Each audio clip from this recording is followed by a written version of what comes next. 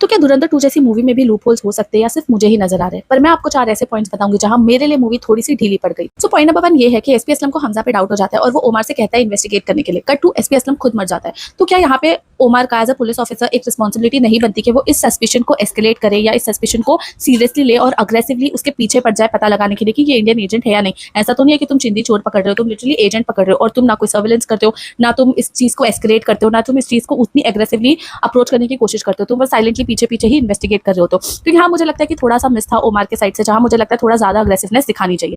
Point number 2 ये end of the movie में जब मेजर इकबाल को आके कहते हैं कि तुम्हारा भरोसेमंद हमजा ही इंडियन एजेंट है और वो बिट्रेयल वाला इम्पैक्ट दिखाने की कोशिश करते हैं। बट मेरे लिए कभी मेजर इकबाल और हमजा के बीच में वो बॉन्ड क्रिएट हुआ ही नहीं। जैसे कि I give you an example, जैसे कि जो बलोच का लीडर होता है शरानी, उसके बीच में और हमजा के बीच में एक ट्रस्ट फैक्टर होता है, जैसे वो बॉन्ड बिल्ड करते हैं। अगर वहां बिट्रेयल होता तो बुरा लगता, बट मेजर इकबाल और हमजा के बीच में ऐसा कोई बॉन्ड क्रिएट ही नहीं किया गया।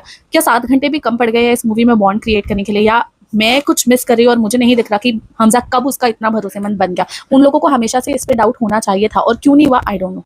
और ये लाता है मुझे अपने पॉइंट नंबर 3 पे कि उन लोगों को डाउट क्यों होना चाहिए था। यार कोई बंदा बाहर से आ रहा है, रहमान दकीत का राइट हैंड बन जा रहा है, उजैर को हटा के रास्ते से खुद शेरे बलोच बन के बैठ गया, तुमको एक बार भी डाउट नहीं होता? मतलब एसपी असलम को डाउट होता है, अग्रीड। जमील को डाउट क्यों नहीं होता है, अग्रीड। लेकिन क्या मेजर इकबाल को एक बार भी ये दिमाग में नहीं आना चाहिए था कि oh my God who is this person और ये इतना आगे कैसे बन गया? भाई तुम मंजे हुए खिलाड़ी हो, तुम इस गेम में बहुत टाइम से हो और तुमको इस चीज की रियलाइजेशन नहीं हो रही है, या वो रियलाइजेशन दिखाया नहीं है, विच फेल्ट ऑफ फॉर मी कि यार एंड ऑफ द मूवी तक नहीं खींच सकते थे तुम इसको। मेजर इकबाल को कहीं ना कहीं पहले ही इस चीज का डाउट हो जाना चाहिए था।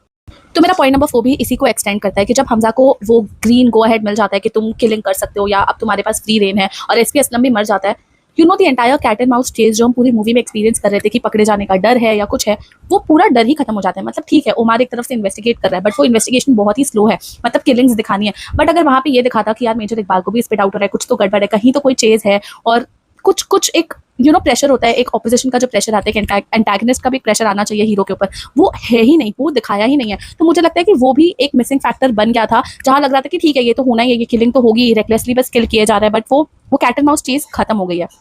So don't come at me. ये 4 पॉइंट्स ऐसे हैं जहां मुझे लगा कि मूवी थोड़ी सी लूज पड़ गई है, बट ओवरऑल मूवी बहुत अमेजिंग है, बहुत एंगेजिंग है, आपको लास्ट तक हुक करके रखती है। And I am saying it is worth it, even if it is 3.5 घंटे की लंबी मूवी, बट वर्थ इट है। Every shot is beautifully shot, बहुत मजा आता है। बस ये 4 पॉइंट्स ऐसे थे जहां मुझे लगा कि मूवी और टाइट हो सकती थी या और एंटरटेनिंग हो सकती थी। मेरे लिए थोड़ी सी लूज हो गई, but still it's worth a watch. Until than happy binge watching.